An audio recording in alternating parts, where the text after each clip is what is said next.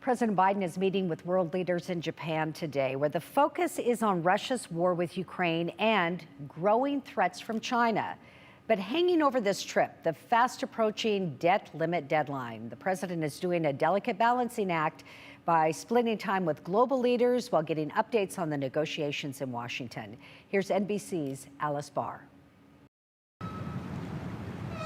President Biden today meeting with key allies at the G7 summit in Japan. But troubles back home on the debt ceiling debate could weaken his position with world leaders as he seeks to lead a global coalition, countering China's growing power and bolstering support for Ukraine against the Russian invasion. I hope that most of us are here for the sake of peace and justice. Ukrainian President Volodymyr Zelensky addressing the Arab League summit today before he's set to join the G7 in Japan.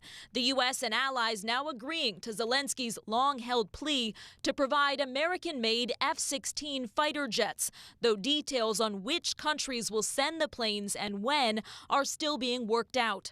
The G7 leaders also agreeing to a new raft of sanctions against Russia.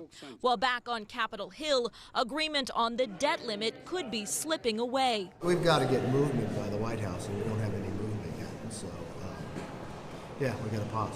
Republican leaders walked away from negotiations earlier today, calling the White House unreasonable. We're not going to sit here and talk to ourselves. Conservatives in the House Freedom Caucus are calling for no further talks until the Senate passes a House Republican-approved bill that ties a debt ceiling increase to steep spending cuts. Imposing draconian cuts on some of the most desperate people in this country.